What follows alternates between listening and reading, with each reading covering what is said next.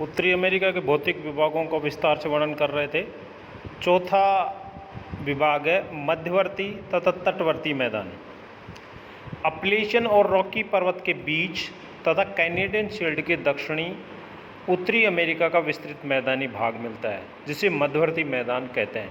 यह भाग पहले छिछला समुद्र था, जो अपलेशियन और बाद में रॉकी पर्वतों के अपरदन से प्राप्त तलछटों के निक्षेप से भर चला और ऊपर उठकर मैदान बन गया।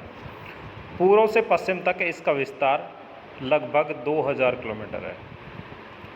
इस मैदान में पुराजैवी महाकल्प की तलछटी चट्टानें क्षैतिज परतों के रूप में मिलती हैं। उत्तरी भाग में हिमयुग के हिमावरण का प्रभाव देखा जाता है।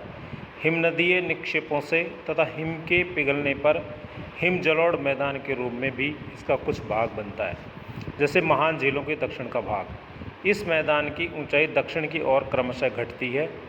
इस विशाल मैदान में कहीं कहीं एकाकी पहाड़ियाँ मिलती हैं, जैसे ओजार्क, ओचिता। ये पुरानी चट्टानों की पहाड़ियाँ हैं। इस मैदान की प्रधान चट्टानों में कई स्थानों पर कोयले और खनिज तेल के भंडार हैं। मोटे तौर पर मध्यवर्ती मैदान को 4 खंडों में उपविभाजित किया जाता है। पहला है मैकेंजी नदी प्रदेश, दूसरा है कनाडा का प्रेरी प्रदेश, तीसरा है संयुक्त राज्य का उच्च मैदानी प्रदेश, चौथा है मिसिसिपी नदी प्रदेश।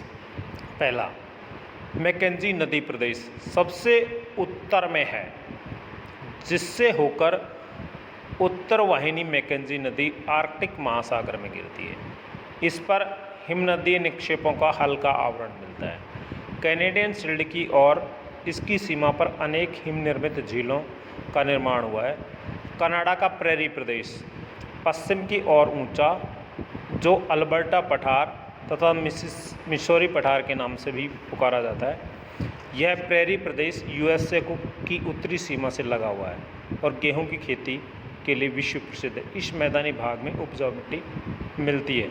संयुक्त राज्य का उच्च मैदानी प्रदेश रॉकी से सटा हुआ पूर्वी भाग है, जो मिसिसिपी मैदान की ओर नीचा होता जाता है। पश्चिमी भाग गोपालन के लिए और पूर्वी भाग मिश्रित खेती के लिए प्रसिद्ध है। यहाँ नदी और पवन के अपरदन से भूमि क्षयग्रस्त है और उत्खाद स्थलाकृतियों का विकास हुआ है। मिसिसिपी नदी प्रदेश संयुक्त राज्य की वह आंतरिक निम्नभूमि है, जिससे होकर इस महादेश की सबसे बड़ी और लंबी नदी मिसिसिपी बहती है। मिसौरी, अरकानसास, रेड, ओहियो इसकी सहायक नदियाँ हैं। अपनी सहायक नदियों के साथ यह मैक्सिको की खाड़ी में गिरती है। इसका ढाल दक्षिण की ओर, उत्तर पूर्व में झीलों की ढाल पूर्व की ओर होने के कारण सेंट लॉरेंस नदी पूर्व की ओर बहती हुई अटलांटिक महासागर में गिरती है। मिसिसिपी नदी प्रदेश की मिट्टी बहुत उपजाऊ, यह गेहूं, मकई, कपास की खेती के लिए विश्व प्रसिद्ध है। मध्यवर्ती मैदान के दक्षिण के तथा अपलेशियन पठार के पूर्व में समुद्र तट तक जो मैदान मिलते हैं, उन्हें तटीय मैदान कहा जाता है। यह तटीय मैदान 2 खंडों में बांटा जा सकता है, गल्फ तटीय मैदान और पूर्वी तटीय मैदान। गल्फ तटीय मैदान फ्लोरिडा से लेकर मैक्सिको के तेहान तपेक जल संधि तक 80 से 100 किलोमीटर की चौड़ाई में फैला हुआ है। यह समतल है तथा मुख्य रूप से मिसिसिपी द्वारा लाई उपजाऊ मिट्टी से बना है। समुद्री लहरों और पवनों के निक्षेप ने भी इसके निर्माण में योगदान किया है। पूर्व तटीय मैदान अपलेशियन पर्वत और अटलांटिक महासागर के बीच लंबा तथा संकरा है।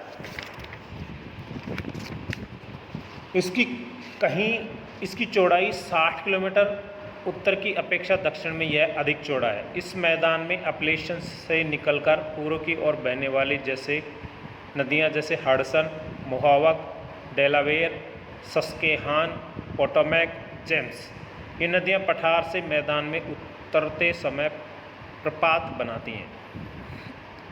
सुदूर दक्षिण के उत्तर प्रदेश और पश्चिमी द्वीप समूह। उत्तरी अमेरिका सुदूर दक्षिण में बहुत पतला हो गया है। रॉकी का पर्वतीय भाग होते हुए भी यह चट्टानों का झुकाव पूर्व पश्चिम की ओर है। मैक्सिको के दक्षिण से लेकर पनामा तक यह भाग कैरिबियन प्रदेश कहलाता है। इस क्षेत्र के पर्वतों को एंटीलीज पर्वत नाम दिया जाता है। ये पर्वत पूर्व स्थित द्वीपों तक विस्तृत हैं। इसकी उल्लेखनीय विशेषता ये हैं कि मोड़दार, ये अतिरिक्त इनमें कई ज्वालामुखी पर्वत भी हैं।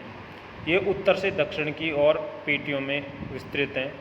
इन पेटियों में भूकंप आते रहते हैं और कई सक्रिय ज्वालामुखी मिलते हैं।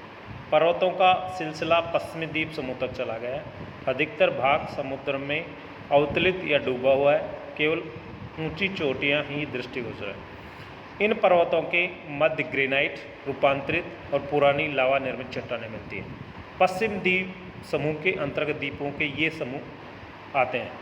बहामा, जो छोटे और जलहीन द्वीप हैं, ये फ्लोरिडा के दक्षिण पूर्व में स्थित हैं और प्रवाल चट्टानों से निर्मित हैं। बड़े एंटीलीज, जो क्यूबा, डोमिनिक रिपब्लिक, पुर्टोरिको, जमैका जैसे बड़े द्वीप हैं, इन्हीं ज्वालामुखी पर्वत हैं। कृषि के लिए महत्वपूर्ण। छोटे एंटीलीज, जिनमें छोटे द्वीप दो पेटियों में, भीतरी पेटी मुख्यतः ज्वालामुखी से और बाहरी पेटी प्रवाल चट्टानों से निर्मित है। Thank you.